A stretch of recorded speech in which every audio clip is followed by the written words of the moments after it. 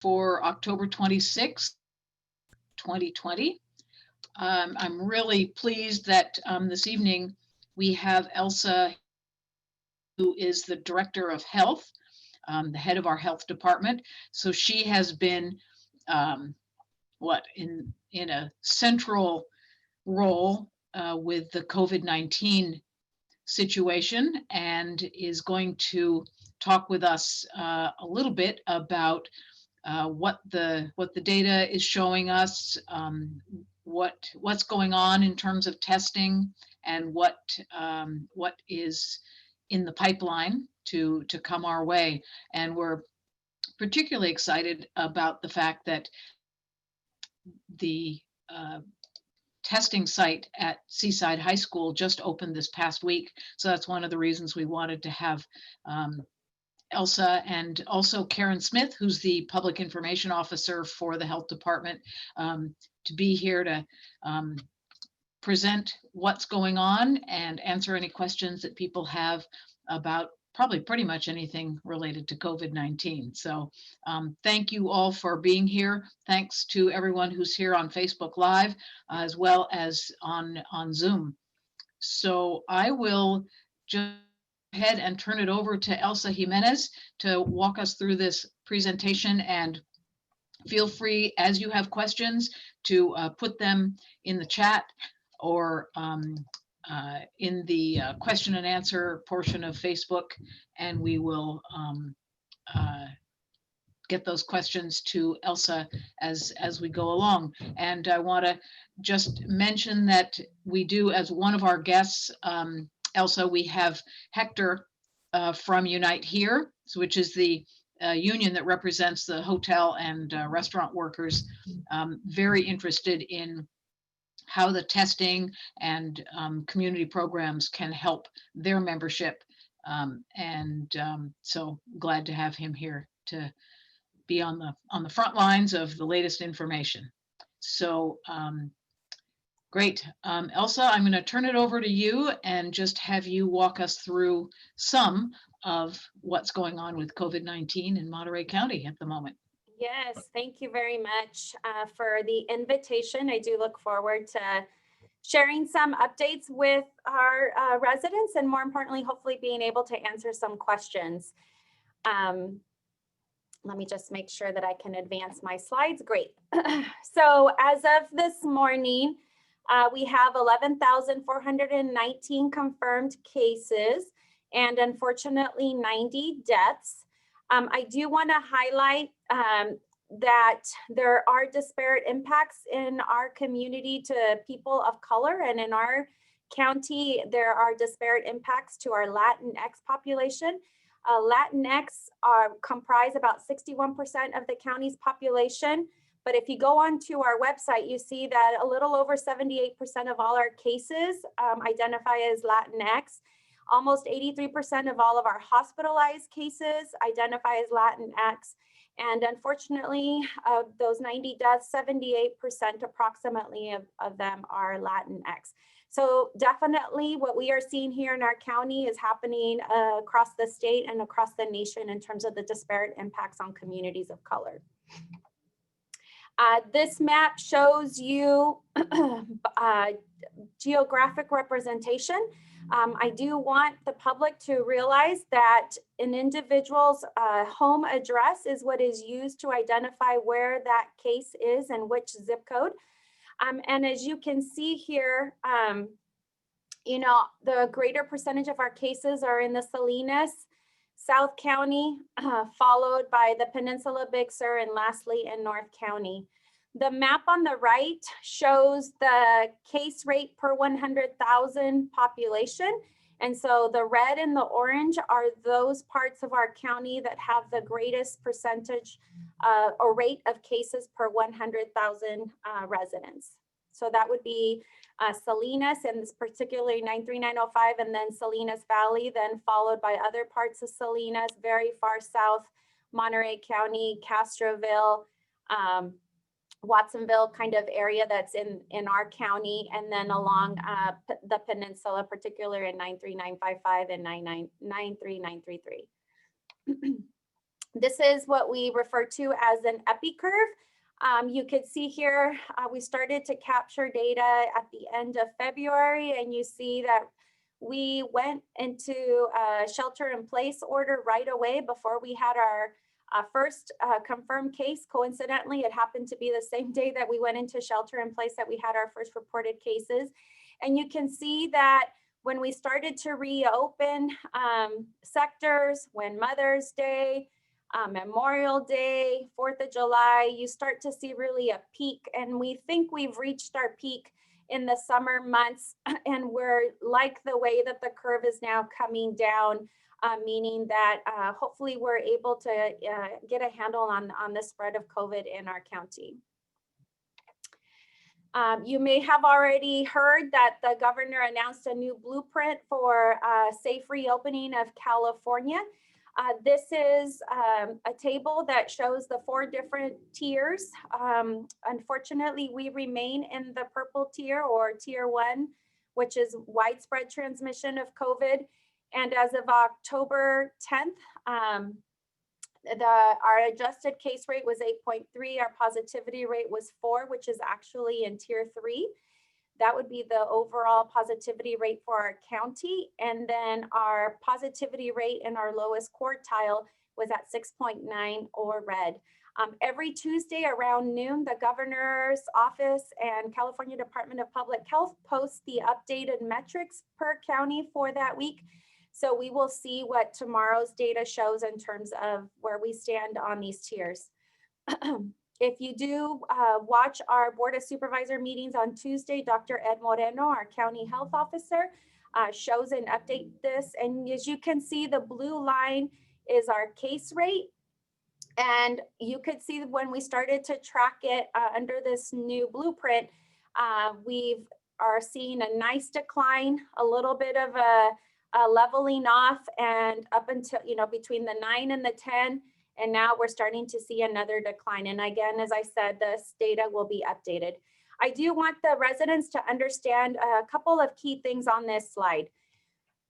In order for us to have been able to accept school waivers for resuming in-person instruction, our county's case rate had to be less than 14 per 100,000.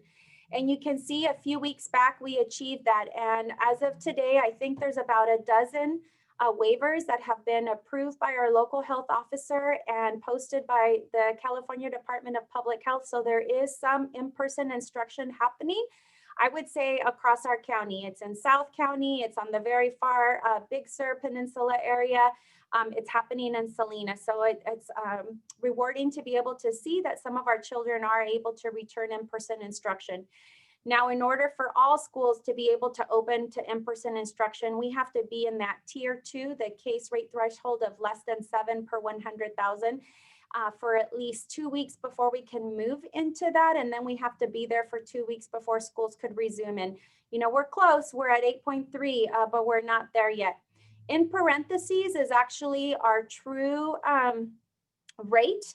But as you can see, with the exception of one time, we've been adjusted down. And basically what that is, this last reporting period, our rate was actually 9.2 per 100,000, but our adjusted rate is 8.3 because we are testing at the level that California statewide is providing a testing. So my first plug-in to make sure that we access the testing services available to us in our county.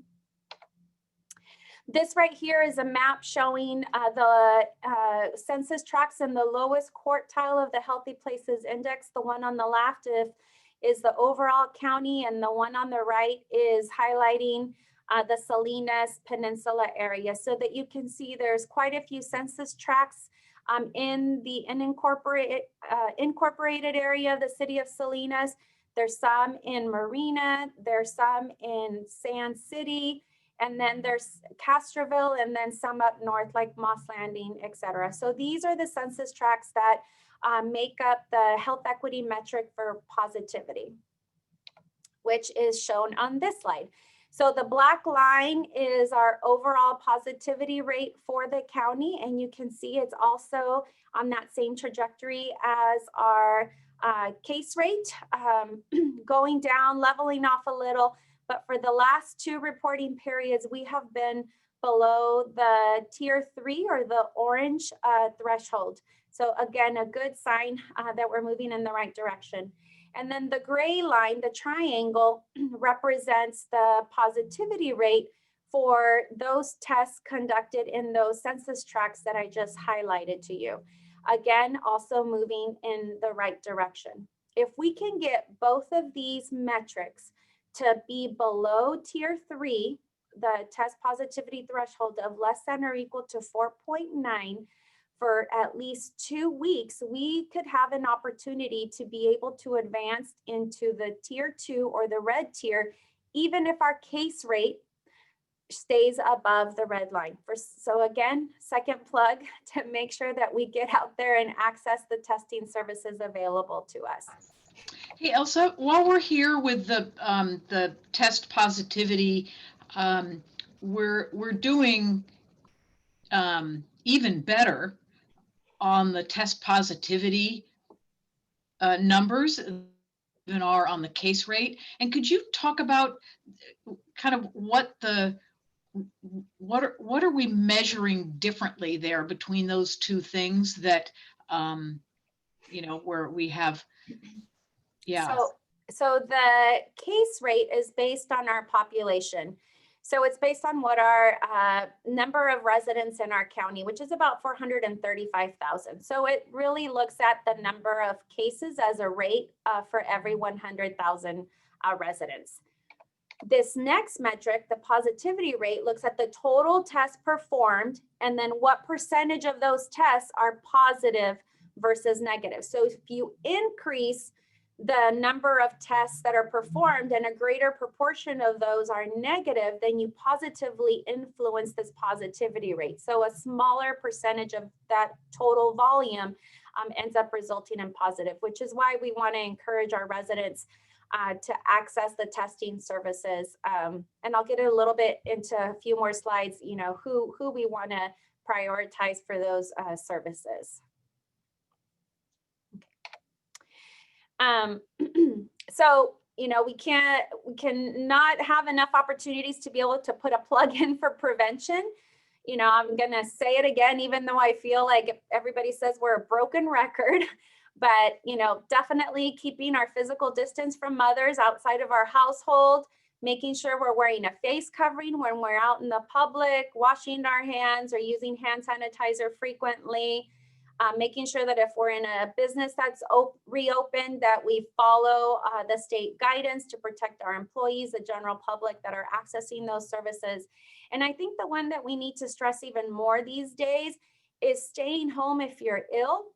We all know we have allergies. Some of us have allergies. Some of us have hay fever, other kinds of conditions. We know what our body feels like when we are experiencing for example, allergies after having been outside working in the soil, for example, versus other symptoms. So please stay attuned to your body. And if you are feeling ill or something just doesn't feel right, or if you're in close contact with somebody who is feeling ill, we can't stress enough the importance of you staying home and seeking medical attention, calling your primary care provider or calling any of our hospital hotlines where they can provide free nurse advice. And definitely if you're feeling ill or if you feel you've been exposed to somebody who has COVID or may have an illness, we highly encourage you to go and get tested. And then if you are a part of an investigation where you yourself have developed COVID or you are identified as a close contact to somebody with COVID, please, the importance of adhering with that self-isolation and self-quarantine order is critical. Also, critical. While you're here and talking about how important it is to, to stay home if you're feeling ill, or if there's someone, in your household or someone else that you might have been exposed to who's ill and who might be spreading the virus to you. What can people do if they if they don't feel like they can afford to stay home. So some people can apply for unemployment insurance. I don't know how long it takes to get it. Sounds like there are just a lot of backlog cases. So as a practical matter, that may not be such good advice. But then there are people who can't even apply for unemployment insurance. And that really gets to some of the farm worker population. I imagine that in our hospitality industry, there are people who uh, don't have the right pay to be able to apply. So what is available for people who are worried that they can't afford to stay home? They have to support their family. So if you call 211 and you describe your situation in terms of perhaps not having compensation while you have to adhere to the guidance to self-isolate or self-quarantine, they will let you know of all the resources available. So the county, just a couple of weeks ago, in partnership with United Way and various organizations in the county, launched a rental and utility subsidy program, which individuals may be eligible for. They may also link you to California Rural Legal Assistance, where they can really look to see what benefits you may be eligible depending on your circumstances, and will help you navigate that process. And then another resource that we hope to be able to launch, hopefully in early December, is a stipend program, where if an individual discloses that they are not eligible for income and they attest to that, then we're hoping to be able to refer them for this new stipend program we hope to launch that will then provide a $1,000 cash stipend to that individual to adhere to the guidance. And once they complete the self-isolation or the self-isolation period, because this will be a program for people who have COVID, then they would be eligible for that cash card. And so hopefully these programs, and there could be others that are available, could help to ensure that people don't go without earned income during the time that we're really asking them to please stay home, so that we can prevent further spread of COVID to other individuals in our county. Thank you. And two more questions while we're here. One is a question about it's a little bit of a general question, saying that the city doesn't seem to be enforcing much of anything. So, what's the county doing? Maybe you can talk about, of course, we can't force people to stay home if they're sick or anything like that, but there is a county effort to ensure compliance with the face covering rules and so on, and physical distancing at various businesses. Could you talk a little bit about that? Sure. So the County of Monterey and several cities in our jurisdiction have passed face covering ordinances. And for the County of Monterey, the Health Department, through its Environmental Health Bureau, has hired 2 temporary personnel that are going out to visit both permitted and other establishments that are open in the unincorporated areas of the county. I think we're about at least 80% through with that initial outreach and engagement, making sure that business owners are aware of the guidance, that they're following the guidance with respect to face covering, with respect to hand washing, et cetera. So really not just focusing on the face covering ordinance, but really all aspects in terms of what needs to happen to create a safe environment for the employees as well as for the public accessing those services. If we see somebody is not complying, then we give them a verbal warning. We will come back again a second, and potentially if we come back a third time, then we will issue a citation. It's an administrative citation to get them hopefully to help comply with the face covering requirement. And I know that the cities have similar ordinances, and I presume that it's either through their code compliance or probably through their local law enforcement agency that they are implementing and enforcing that ordinance. So again, we like to lead with education and outreach, but when somebody is just blatantly ignoring the ordinance, then that's where we have the opportunity to issue a citation to hopefully get them to comply.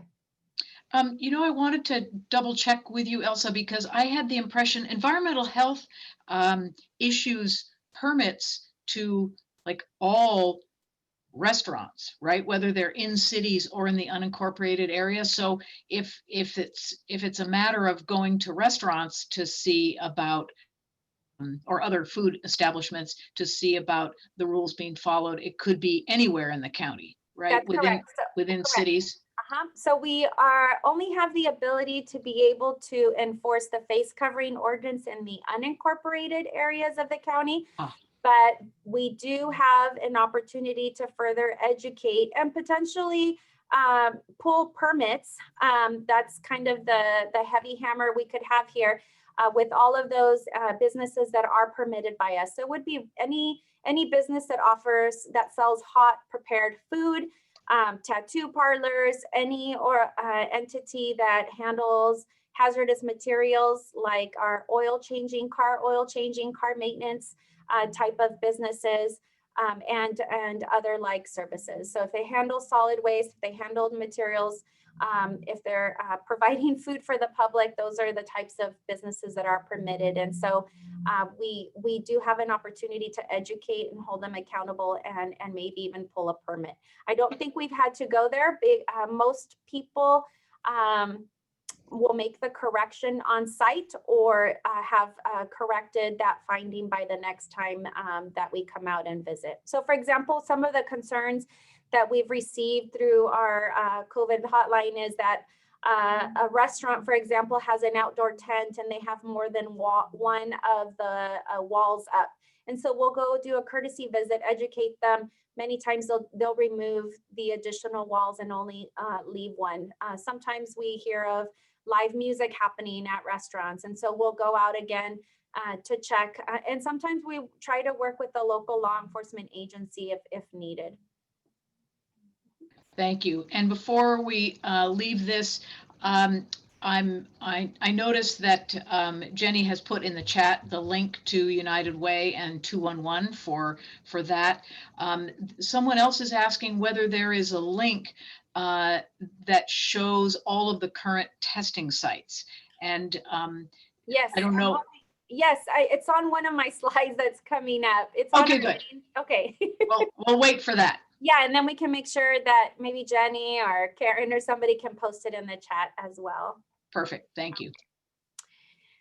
So again, prevention, stay home if you're sick, please. Let me go on to the next slide.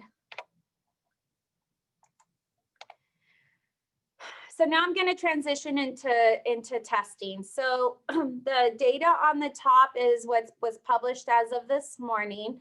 So we've tested about 108,000 tests have been performed. About 11,400 of those are positive. And then through inception to now, we have about a 10.57 positivity rate. And the average turnaround, you may recall, was really high when people wanted to get tested. And unfortunately, the lab systems could not keep up with the demand. But since the beginning, our average turnaround time is a little over 2 days. The table actually shows this is data from last Tuesday that was shown at the Board of Supervisors.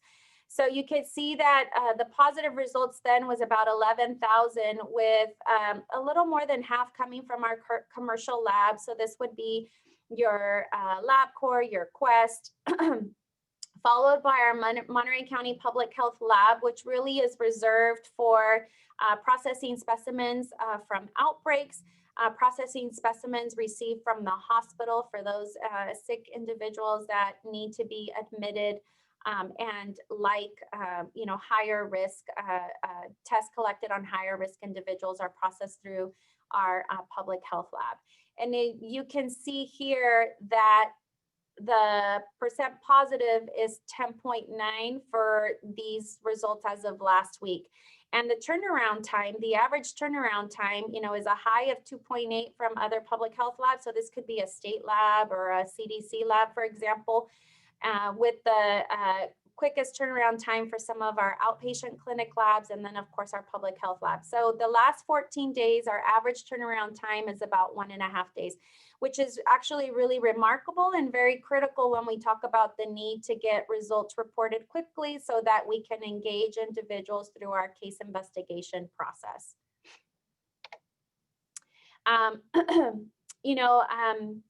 I do apologize to the public because I know the messaging hasn't always been clear or consistent from when we first started to roll out testing services, and then we started to see a huge backlog and then tried to re-message saying, okay, stop, not everybody, please don't everybody come anymore. Only if you're symptomatic, or you work with high-risk individuals, you work in a public sector with a lot of interaction with the public.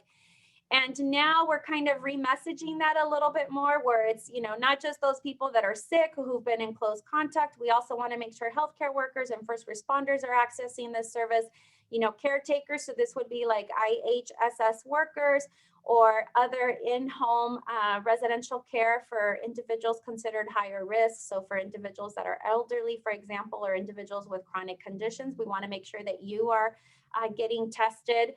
And then pretty much anybody that has a frequent interaction with the public. So essential workers, grocery store clerks, individuals that work in the ag sector, retail, those sectors that are really open where you have an opportunity to mix with a lot of individuals. We want to make sure that you get tested.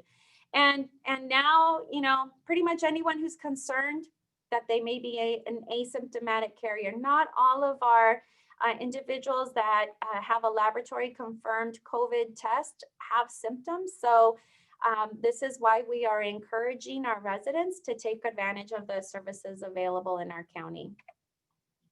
This is the testing rates. You might recall that the first slide, the red was where we have the highest rate of cases.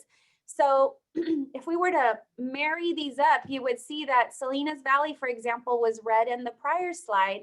And here it's green, meaning that many of our residents in the green areas are testing at a very high rate. So this metric here is per 1,000 residents. So we're testing a lot of people in Salinas Valley. We're testing a lot of people in Salinas. We're testing people in the peninsula. And that's where we're finding the greatest percentage of case rates. If you're red on this map, that means that your test rate per 1,000 is less than 24.4. So not a lot of individuals in the red areas are accessing the services. Again, very strategic move in moving our Greenfield site, which unfortunately has not been fully utilized in the last several weeks. I want to thank our healthcare partners along the Salinas Valley for opening up access to testing service. Our Soledad Medical Group Clinic in Soledad has been making that service available from inception, Me Memorial through its hospital and its outpatient clinics as well. But over the last several weeks, Clínica de Salud del Valle de Salinas is now making that service available at all of their clinic locations as walk-in during hours of operation. So we think that what may have happened is because, again, people are getting tested in the Salinas Valley, is that they were no longer utilizing the Optum site and we're going probably to their primary care doctor or seeking a medical home to be able to have that test done, which is really a great thing and what we want our residents to do. If your medical provider does make that service available, we encourage you to call them and actually make an appointment or do walk-in if they have walk-in hours, because if you have any symptoms, you're not feeling well, they can give you a doctor's note so that you can not go back to work while you're waiting for your results. If your results come back positive, they can give you a note as well to make sure that you're able to self-isolate, because it could still be a couple of days or even longer by the time that the health department gets the lab through the CalReady system. And so definitely we encourage you, if your provider is making that service available, to try to get that service. And so when you look on the peninsula, our test rates are mostly orange and then red. And so we thought it would be very good to be able to relocate our Optum site from Greenfield to Seaside to be able to have an access point for residents in Seaside and surrounding communities. And as Supervisor Parker indicated, we launched the opening of the test site at Seaside High School last Tuesday. Their hours of operation for appointments are 8:30 to 4, and then again from 7 to 7:30. We do encourage individuals to get pre-registered by either going online or calling. It helps to kind of expedite the process while you're there. If you're not able to do that, don't have access or assistance or support, we encourage you to take advantage of their walk-in schedule between 4 and 7 every day that they're open, which is Tuesdays to Saturdays. They accept walk-ins. And we continue to have our Salinas site at Cesar Chavez Library, and it is the same hours of operation with the same schedule as Seaside. And here is the website for where you can go on, type in your address. Sorry about that. I forgot to pay the bill. Just kidding. We can go on to our COVID testing and enter your address or enter a zip, and it'll give you all of the community sites, the clinic sites, whether it's a PCR test, whether it's an antigen test. So we encourage you to access that website to find a testing site nearest you.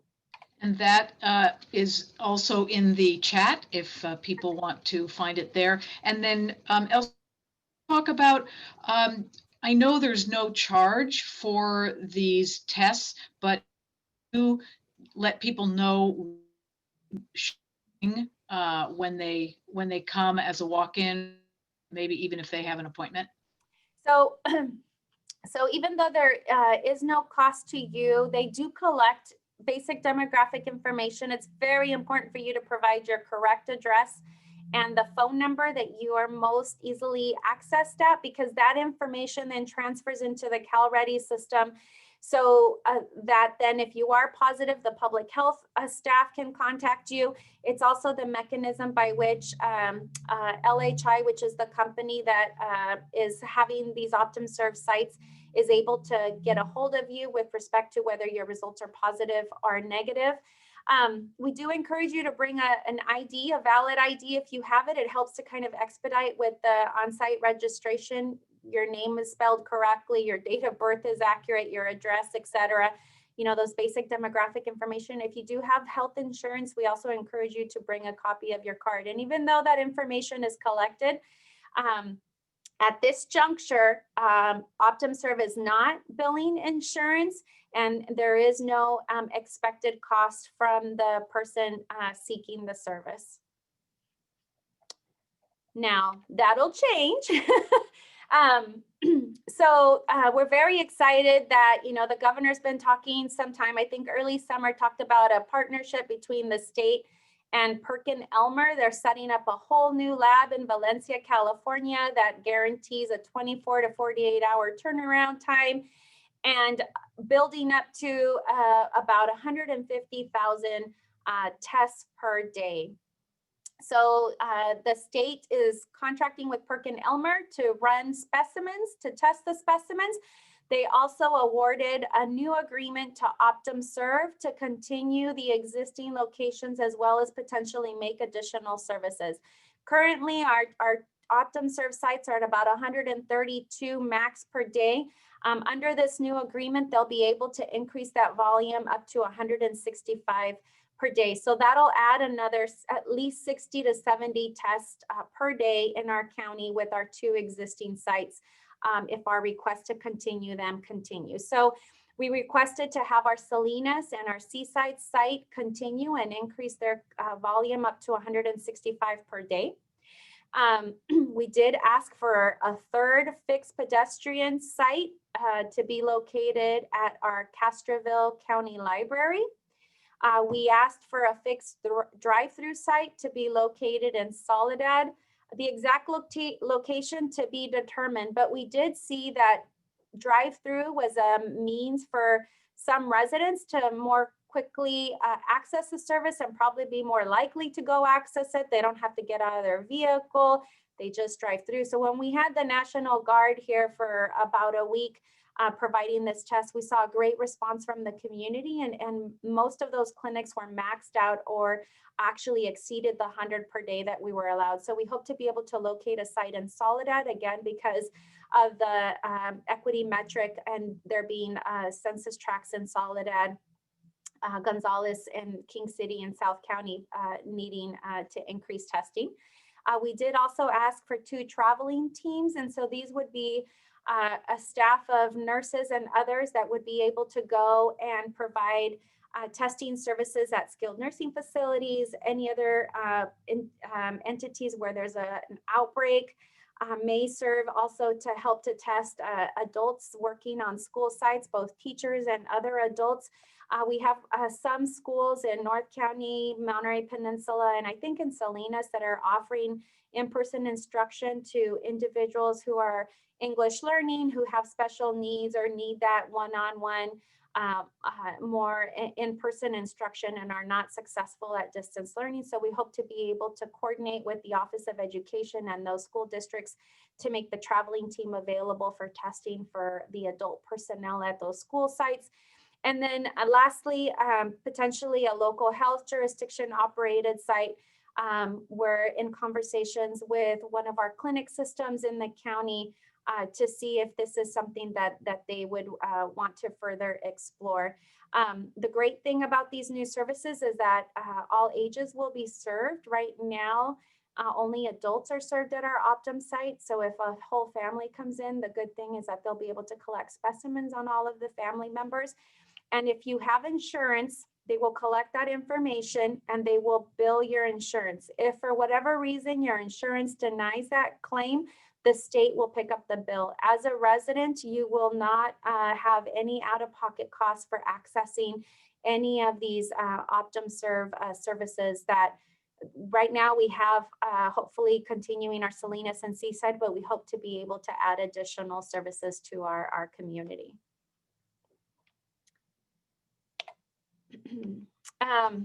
And then before I end, it is flu season. It's very important that particularly this year we get our flu shot. We do know that, people who get the flu may become really ill and may have to access our hospital system, our emergency departments, and we really want to have those facilities available for anybody who may have COVID. So we know that getting the flu shot could prevent you from getting the flu. So again, highly encourage you. And then again, too, they do think that there's might be some protective measures with respect to COVID-19 survivors and preventing them from having prolonged lung or other conditions. So again, highly encourage all of our residents to get a flu shot. Call your primary care provider. We had several community clinics. That's the website. We have one coming up, which is next Monday at MPC from 9 to 3. And it's a drive-through, and we're partnering with the School of Nursing at the MPC campus to be able to make this available. The state has talked about providing additional funding to local health departments for expanding their immunization efforts. So if we are able to secure additional resources and able to set up additional community clinics, we will update our clinic schedule, which can be found at this website. And that concludes my presentation. Happy to answer any questions. Great, thank you. We've gotten a few questions as we've gone along, but anyone who is here and has other questions, please feel free to put those in the chat or the Q&A. I do want to ask you to talk about, you talked about the fact that the Latinx population makes up 61% of the overall population in Monterey County, but is in, close to 80% or more in terms of the infection rate, getting COVID, being hospitalized, dying. So it's out of proportion to the population. And I wonder, I've heard from folks that, people in some of these some of the, the health equity neighborhoods, the census tracts, a lot of these folks are like not getting a phone call from a contact tracer. They can't stay home. They have to work to support their family. There are a number of things going on there. Could you talk about what efforts the county is working on now to really make sure that we're going the extra mile to reach the people who seem to be being the hardest hit? Yeah, definitely. So I will tell you, when you live in an overcrowded housing condition, and we have many of our families that live in a household with multiple generations of their own family, or we have multiple families living under the same roof. So if a person happens to get exposed while they're out working, or perhaps doing, gathering with people where they shouldn't be gathering with people, and then they happen to bring back COVID into the household, the transmission amongst the individual living in that house is very high and very likely. And so when you look at our data and you see, yes, individuals that work in the ag sector are, higher, they're about 22-23% of our total cases. Then after that, we have our retired community. So that could be, again, the parent or the grandparent that's living in that same household. And then we also have our educational and childcare settings. It doesn't necessarily mean that there's outbreaks in those type of settings, but that the individuals that are testing positive are under the age of 18. So you tend to see kind of the, somebody gets it, the whole family's going to get it, because they're very hard to isolate. And so it's very hard for them to isolate. And as you indicated, Supervisor Parker, many times if they're not eligible for any type of compensation while they're being told to self-isolate, they'll just go work for a different company, because ultimately the goal is to have a roof over their head and food in their children's stomachs.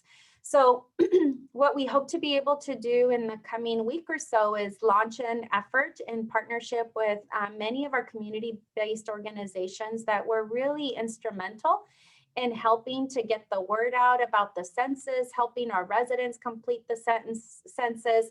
These are organizations like COPA, like CCA, like Líderes Campesina, and others who are known in the community, who are trusted entity. The promotores, or community health workers, or outreach workers, are known by residents, they're trusted by residents. And so we hope to be able to partner with several of these organizations and deploy them strategically throughout the county in those census tracts that are in that lowest healthy places index quartile, to help spread the message of prevention, make sure they have linkages to resources like 211 and others. If they do have questions, to help link them up to primary care if they don't have a medical home, and hopefully help to stress the importance of staying home when they're sick, making sure that there are not gathering.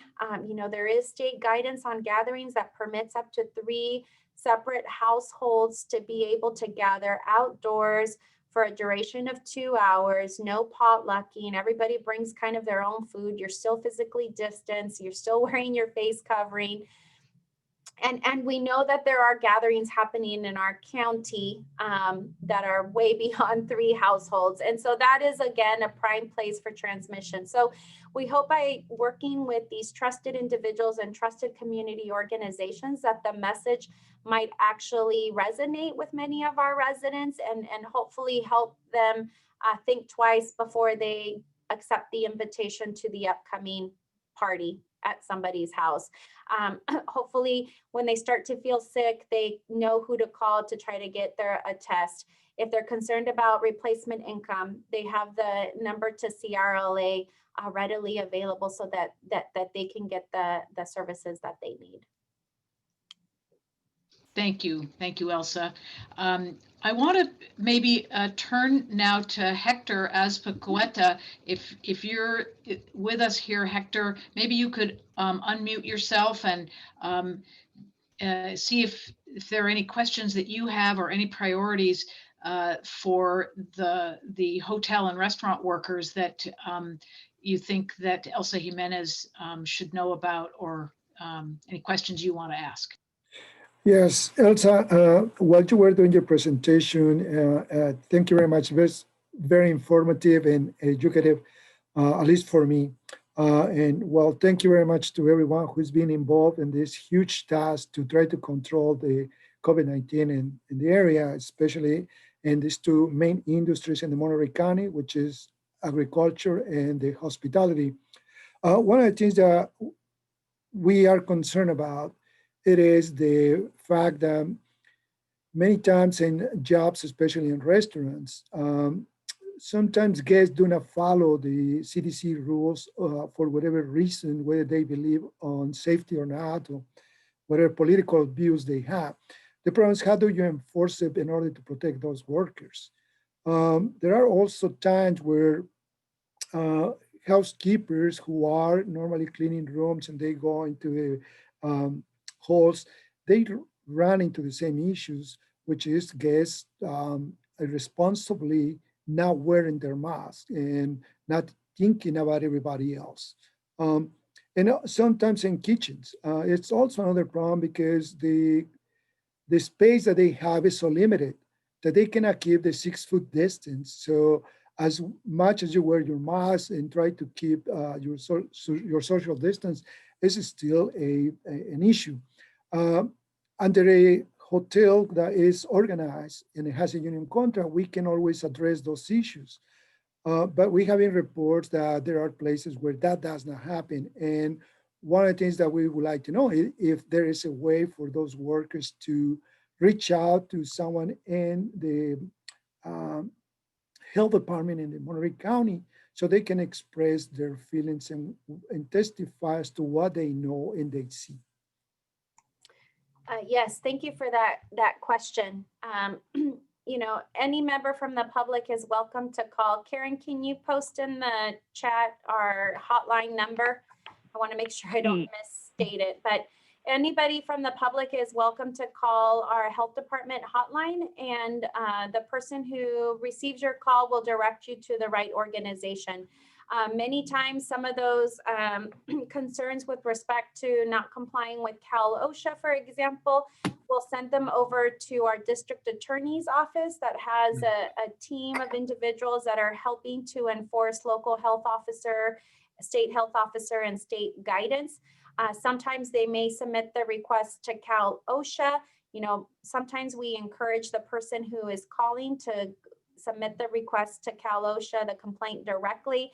And so anybody can call the health department and we will guide them to the right resource depending on the type of complaint that they're wishing to submit. And of course, it could be anonymous, but some basic information would have to be gathered to be able to funnel it to the right resource for looking into it and hopefully taking action. Thank you very much for the answer. Thank you, Karen. The hotline is 831-769-8700. Great. Thank you. Anything else, Hector, that you're hearing from your folks? Are they eager to get tested? How are they doing in terms of if they are sick? Are they feeling like they can afford to stay home? Are they getting the paid sick time that they need? Probably, if they're represented by a union, they probably are. But what are you hearing out there? Well, first of all, one of the first things that our union do for all our members is to secure their health insurance for 3 months.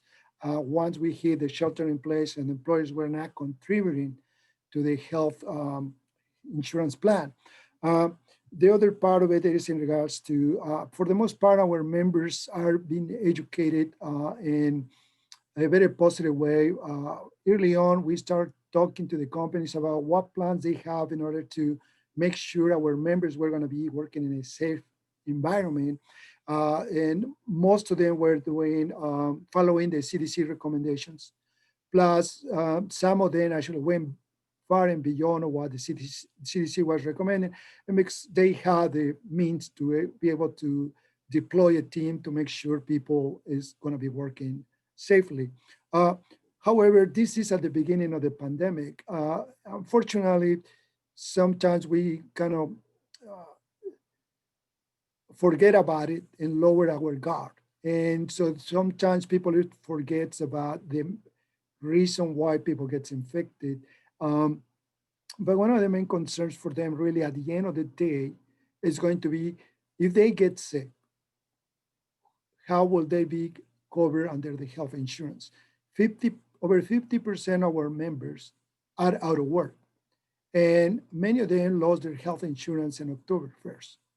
So for them now, it's becoming more critical to find out resources about where to get covered in case they get sick or someone of their families gets sick. Um, we have a case where someone got infected. This person ended up in the hospital for like 3 weeks. This is back in March. Um, this person is still having the consequences of the impact of COVID-19, needs respiratory treatment. Her lungs are not in good shape, but she is fighting back and trying to go back to work the sooner the better. She needs to continue working in order to uh, pay for her bills and her rent and all the stuff that we need to survive in this environment.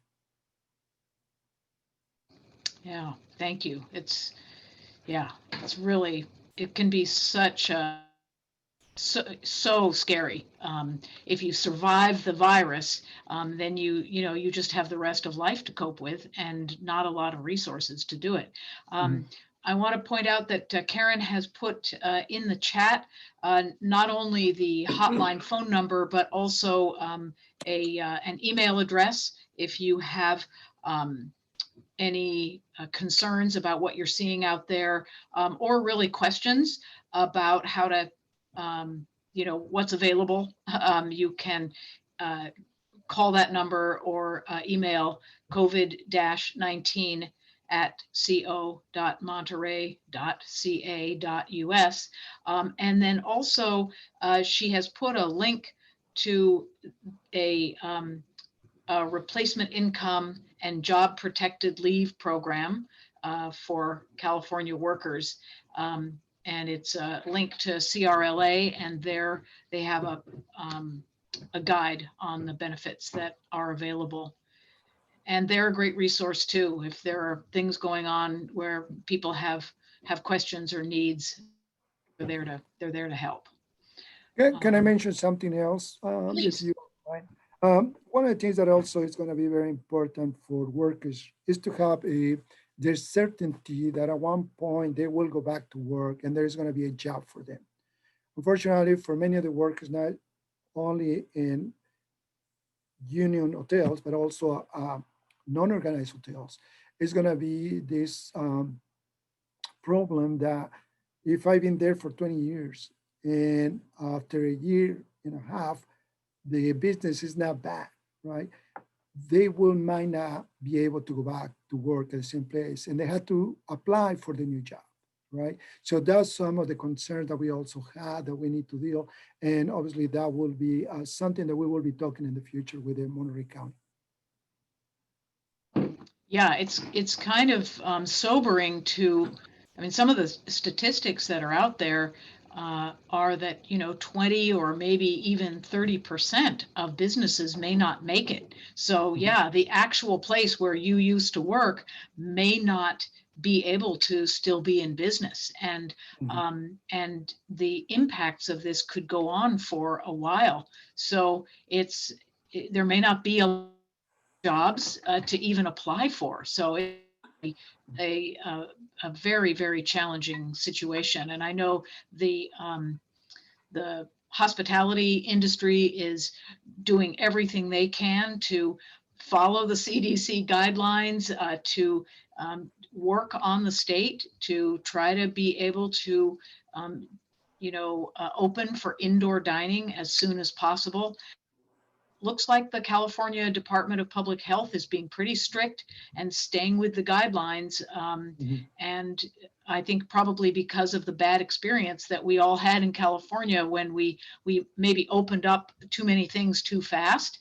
and so many people got sick. And we're still seeing that it's taking a while for the transmission rates to to decrease. So it's frightening for the business owners and the people working in the businesses, and it's a real challenge for the policymakers to think about what is the future economy going to be, and how do we make sure that we're providing the ability for people to work and support their families as much as possible. What are going to be those industries?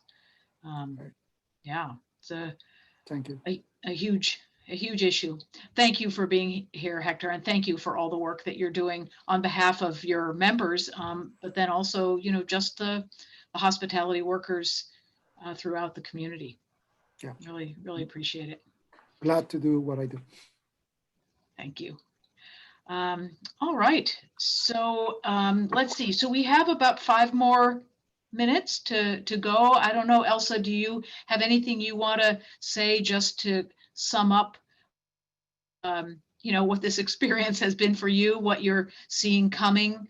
And maybe actually, Karen, if you're there, maybe if you could share your screen with the, you put the link there for where the COVID testing information is that has a map and the list. Maybe if you can put that up for people to see, that would be a nice graphic for us wrap up. So Elsa, take it away.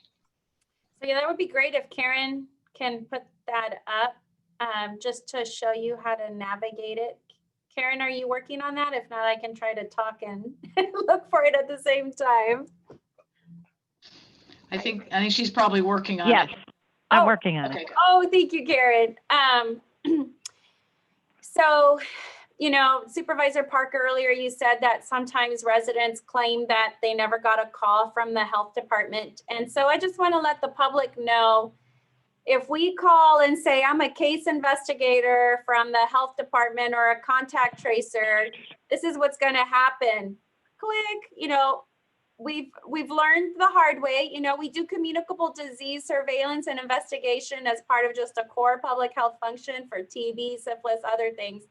And so basically we just call individuals and talk to them about COVID, their results. And we really want to build rapport and trust with that individual so that they can make sure that they give us the proper information with respect to who close contacts. But if you provide a wrong number to wherever you're getting your test completed, then it's going to be very hard for us to get a hold of you. So even if you don't recognize a number, if we leave you a message, please listen to it and call us back so that we can help support you through this isolation period. And as Karen is bringing up here, this is what our map looks like, where you can see the different types of testing services. You can punch in your zip code up here on the top, your address. The green show community testing services, which Karen, I'm looking at. We need to, Carmel by the sea. I'm not sure what happened there. Oops, sorry. No worries. But basically it'll show you what's available near yours in your zip code or near your street address. And Karen, I do see, I think we need to update the Greenfield Optum site to make sure it's not showing up there. So many of our providers, as I mentioned, have this service available. We also have Doctors on Duty, Planned Parenthood Marmonte that makes the service available on the peninsula, our own county Seaside Family Health Center, and then of course some of the clinics as part of the Montage Group and the hospital. Karen has just pulled up you can also click on a link and it gives you by jurisdiction a listing of all of the sites in that jurisdiction. And we also include the state-sponsored sites in our neighboring counties. To access a state-sponsored site, you don't have to live in that county. We have lots of people that live in Santa Cruz that work in Monterey, for example, who access our Salinas site and probably will be accessing our Peninsula site soon, and vice versa. We have people that live in Pajaro and cross over into Watsonville to access that testing site. And so now that we have this clinic on the peninsula, we encourage you, even if you just are concerned to go and access that service. Again, we need to fully utilize the services made available to us so that hopefully our request to continue them and expand to additional sites and services will be granted by the state. Absolutely. Go ahead, Elsa. May I answer a question that showed up in the chat? So when you go to any of our state-sponsored sites and they, collect a specimen, and even many of our providers, and they actually send your specimen to a lab, that's called a PCR method that they're testing the specimen. There are some providers, like Doctors on Duty, for example, that are making antigen testing available. That is considered a rapid test. And there are very specific guidance with respect to who can receive an antigen testing. It's proven to be more effective on individuals that actually have symptoms. There tends to be quite a few false positives and false negatives from antigen testing. So if it comes back positive, more than likely your provider is then going to collect a specimen and send it for processing using the PCR method. Antigen test results do not show up in our case statistics. It's only those results using the PCR method. From an epi perspective, antigen results are considered a probable case, not a definitive case. So just know that if you are accessing services and you go and get an antigen test and that result comes back positive, it's not actually being counted as a positive in our case data. And your doctor may recommend that you actually have more additional specimen collected to do a PCR test. We did receive some, I think it's called Binax instrumentation and kits. It's kind of like, think of a pregnancy test. It gives you a little line after about 15 minutes, and we're going to be deploying those to our urgent care centers and some of our outpatient clinics. We just received them today, and I know that our health department staff are working with our providers to make that service available. Again, if you go to an urgent care center and you're sick, it's best to for the doctor to have some idea as to whether or not you may have COVID, but they probably will follow up with a PCR test, or they will presume that you have COVID and tell you to stay home for the self-isolation period. Unfortunately, those results will not come to the health department for case investigation and contact tracing, again, because it's an antigen test that would be utilized in an outpatient rapid test modality. Thank you, Elsa. And the only other rapid testing is pretty tightly controlled. If you're going into the hospital for a procedure, they'll do a test in advance of letting you in, admitting you to the hospital to make sure that you're not COVID positive. They have machines that are the PCR kind, which are considered to be the most reliable, and that they can get you the result within 15 to 20 minutes. So just in their flow of admitting patients, but just regular people can't show up and say, gee, do I have COVID? Could you test me and let me know in 15 to 20 minutes? Right. So the most accurate test is the one that we can get at the community sites. So really encourage everyone to go to the testing site near you. The one at Seaside High School is the one probably most convenient for people on the peninsula, and it's open from 8 a.m. to 8 p.m.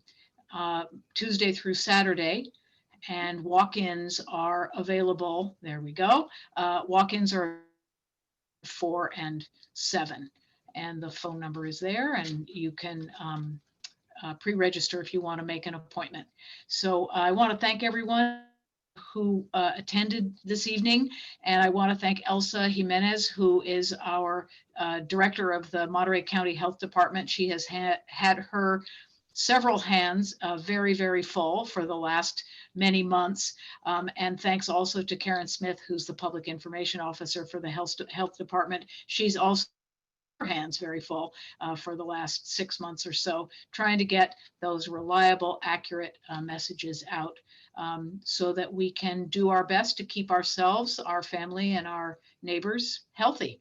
So thanks, everyone. We will be back next week for another episode of Hot Topics at 5:30 on Monday. In the meantime, be safe and be kind.